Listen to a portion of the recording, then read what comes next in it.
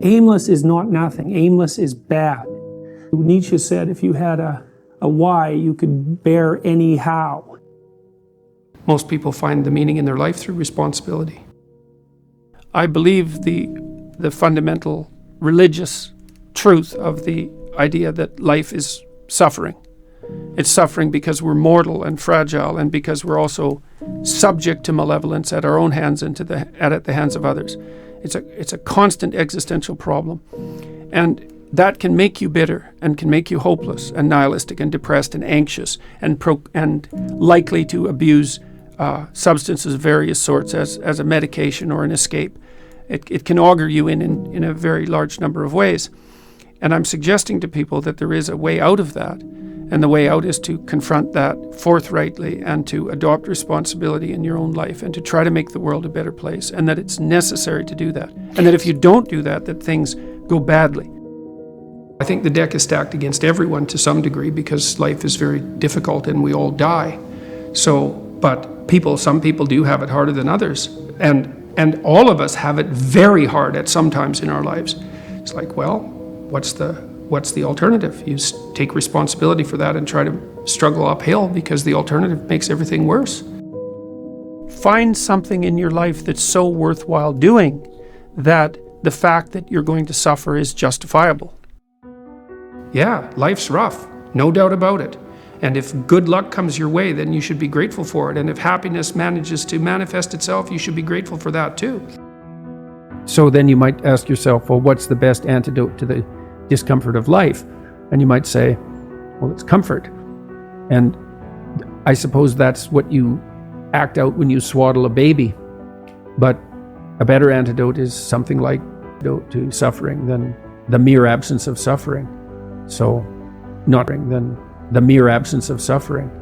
So not to say that the mere absence of suffering, that's not nothing. I've been a psychotherapist for 20 years. I've seen things you can't imagine. Horror shows that you can't fathom, and people who have been hurt in so many ways, so many dimensions. It's like, should they be bitter? Should they be resentful? Should they become violent? These things don't help. They have to struggle uphill despite their excess burden. And it's responsibility, not guilt. It's the female crucifixion. And that's exemplified best the best portrayal of that I've seen is Michelangelo's Pieta. It's a statue of Mary, and she has Christ's body on her, as an adult, on her lap, and he's broken and destroyed, and she's displaying that. And that's the bravery of a mother to allow that to happen, but not only that, to facilitate it. Where you go, kid? Where you go? Well, why? It's dangerous out there. It's like, yeah, no kidding. It's more dangerous here if you stay with me by a lot. So you might lose your body out there in the world, but if you stay here, you lose your soul. It's a pretty competitive world. There's lots of competition for young men in particular. There's competition for status and limited resources and for the attention of women. And just because you're nice doesn't necessarily mean that you come out particularly well in those competitions. I would like to say that you should all be smarter, but I don't know how you could be smarter. We don't know anything about how to improve intelligence, and I suppose we don't really know anything about how to improve industriousness either, but I can tell you that people who are industrious come up with a strategy for solving the problem that's ahead of them, and then they do whatever they can to stick to the strategy. And so, for example, if you sat down today or tomorrow for a couple of hours, 3 hours, and you filled in a Google Calendar, whatever you happen to use, with a strategy for studying and a list of when all your assignments are due and all of that, and when you're going to sit down and study, then you won't be in a position where you have to cram for 10 hours a day hopelessly right before an important exam. It's beautifully put that love is the highest ideal to reach for, and truth is... It's handmade. I thought about that for a long time, right? This hierarchy of ideal. And the thing about truth, that bitter truth, let's say, that cynical truth, is it can break the shackles of naivety. And actually, a burnt cynicism is a moral improvement over a blind naivety, even though one is in some ways positive, but only because it's protected. And the other is bitter and dark, but still better. But you're not done at that point, you're just barely started. I think optimally we exist to have something like a playful adventure, right? We're built for an optimal challenge.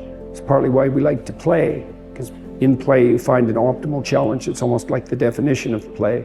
And so if you can organize yourself and the world optimally, then you have adventure.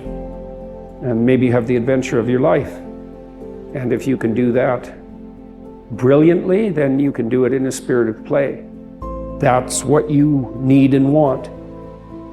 I saw in endless repetition in my clinical practice and in my own private life, when my eyes were open, the consequences of not saying what was true. It's like whatever hell you might fall into by opening your mouth when you have something to say that isn't popular, it's nothing like the hell that you're going to envelop yourself in if you lose control of your own tongue and mind. And like I said, in my clinical practice, I never saw anyone get away with anything even once. And so all you have in a situation like that is what is the truth. Now, of course, you only have your approximations to the truth, but that's better than nothing. And so you need to be afraid of the right thing, and you should be afraid of contaminating your soul with deceit. That's what you should be afraid of. What happens is, garbage in, garbage out, the old programmer saying goes, and so you'll fill your head with nonsense and no one will call you on it except you, but you can still that voice if you try hard enough. You just wait until you get in real trouble. One day there'll come a point where you have to make a decision, and the decision is the difference between life and death, or worse, between someone else's life and death, or worse, between health and the suffering that's worse than death. And because you've compromised yourself to such a degree, you will not be able to rely on your judgment, and you will make the mistake you shouldn't make. And then you're done. And that will absolutely happen. Yeah, well, you set what's great against what's tragic. Yeah. What else could you possibly do? And so then you say, well, how do you find what's great in your own life? And part of that is you watch. It's like, when is it that I'm doing something that alleviates my suffering? Right? It's you have to ask that question to yourself honestly. One of the things you have them do is say, well, why don't you just watch for a week? Like, watch yourself like you don't know who you are, and just see when you're not quite as miserable.